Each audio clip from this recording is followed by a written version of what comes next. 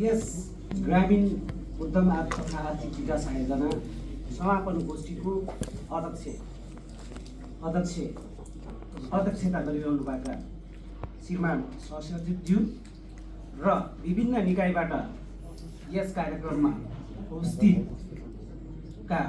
आदरणीय महानुभावज्यूहरू, स्वीकार्नु टिएमजी एग्रो कृषक समूह र मेरो व्यक्तिगत तर्फबाट नमस्ते।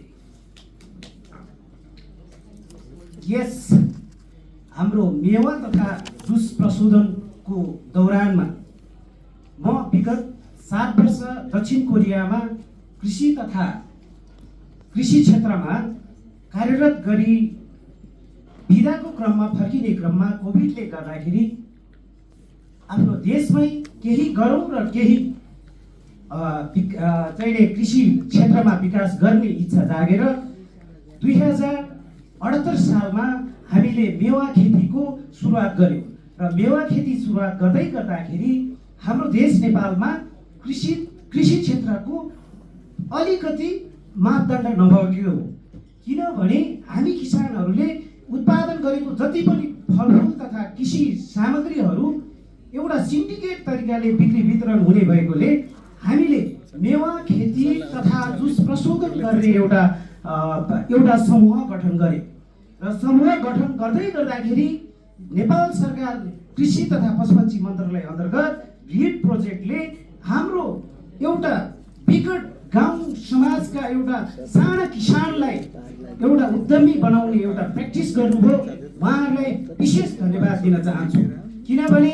यस रिड आयोजना नभएको भए हामी जस्ता साना किसान र विदेशबाट फर्किएका कुनै पनि युवाहरूले एउटा उत्तम प्र्याक्टिस गर्नलाई धेरै असहज र असफलताको एउटा धेरै त्यसको मापदण्डले गर्दाखेरि असक्षम हुन्छ। यो रिड प्रोजेक्टका आदरणीय पिडी साहब जुन उहाँको एउटा फ्लुएन्सी छ, किसानप्रतिको माया छ र यसरी गरी नै किसानहरूलाई सम्मान र माया गरेर यसको प्रवर्धन र प्रशोधनमा फेरि पनि निरन्तरता पाउँछ भन्ने हामी किसानहरूको बाट पनि अपेक्षा राख्दछौँ। हामीले यस टिएमजी कृषक समूह भनेको एउटा मेवा मात्रै होइन। मेवा नै किन चाहिँ हामीले त्यो चुज गर्नुको अर्थ भनेको मेवा एउटा मध्य पहाड र मध्य तराईमा, धेरै तराईमा भन्दा पनि मध्य पहाडमा धेरै भूभागमा एउटा चाहिँ तपाईँको जाडो महिनामा 5 डिग्री भन्दा कम नहुने र गर्मी महिनामा 35 भन्दा माथि नसक्ने एउटा भूभागहरूमा हामीले चुज गरेर हामीले खाँडदेवी गाउँपालिकामा 80 रोपनी र कटारी उदयपुरमा 2 बिघा गरेर हाम्रो कृषक समूहले अहिले उत्पादन सुरु गरिरहेको छ र यसै क्रममा हामीले के अपेक्षा छौँ भने यसै गरेका कुन किसानले चाहिँ सही तरिकाले कृषि गर्छ र कुन समूहले एउटा जुनै पनि निकायले एउटा जुन किसान समूह छ त्यो गर्ने खालको किसान छ भने 80% 50% होइन कि 100% अनुदान दिएरलाई प्रशोधन र प्रवर्धन गर्न आवश्यकता छ। अहिले हामीले जुन प्रवर्धन गरिराख्नु भएको छ, अहिले हामीले फलफुलको प्रवर्धन गरिरहेछ, प्रशोधनको काम गरिरहेछौँ। यो प्रशोधन गर्ने भनेको मैले विगतमा 7 वर्ष कोरिया बस्दै गर्दाखेरि त्यहाँको एउटा फलफुलको एउटा बेभरेजहरू देखेर म प्रभावित भएँ र कुनै दिनमा हाम्रो देश नेपालमा पनि धेरै खेतीयोग्य जमिनमा फलफुल फलाएर हामी यो क्याफेन सुगरी र तपाईँको क्याफेन सुगरी जस्ता कार्बोनेट ड्रिङ्क्सलाई विकल्पको रूपमा यो देशमा पनि राष्ट्रिय जुस र फलफुलको जुस उत्पादन गर्ने भन्ने हाम्रो समूहको प्रतिबद्धता छ। र फेरि पनि के भन्न चाहन्छु भने यस जुन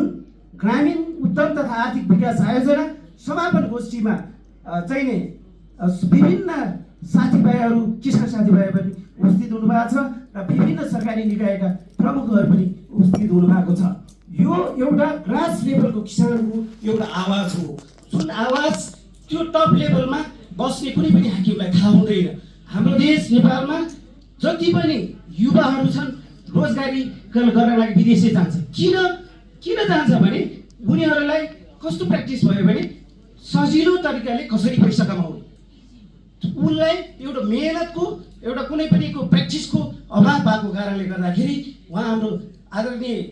पिडी साहबले भन्नुभएको थियो इनोभेसनदेखि लिएर बिजनेस स्ट्रक्चर बिजनेस फन्डामेन्टल त्यस्तो कुरा पनि किसानहरूलाई सिकाउन आवश्यकता छ। अनुदान मात्रै दिएर पनि कुनै पनि हालतमा डेभलप हुनेवाला छैन र कुन किसान कुन वर्ग र कुन क्षेत्र त्यो क्षेत्रको कुन उत्पादनलाई चाहिँ प्रोत्साहन गर्नुपर्छ भन्ने कुरा सबै निकायले जान्नु र बुझ्नु आवश्यकता छ भन्दै यो समापन गोष्ठीमा पालुभाइको सुपुत्रलाई धन्यवाद ज्ञापन दिँदै आदरणीय यस ग्रामीण उद्यम आर्थिक विकासका पिडी चन्द्र सर डाक्टर चन्द्र ढकाल सर र धनकुटा प्रमुखका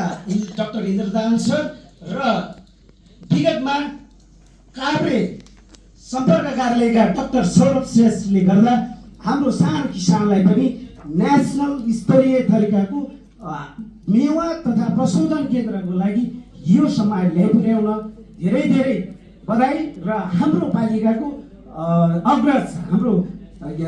खाँडादेवी पालिका मेयर ज्ञानकुमार श्रेष्ठज्यूलाई पनि धेरै धेरै धन्यवाद र किसानमय होस् किसानको चाहिँ आर्थिक र सामाजिक कसरी विकास हुन्छ भन्ने खालको नयाँ र नीति ल्याएर हाम्रो देश नेपाल विकास गर्नलाई सेवा गर्छ भन्दै टिएनजी कृषक समूहबाट मेरो सानो मन्तव्य यहीँ टुङ्ग्याउँछु। हस्त धन्यवाद।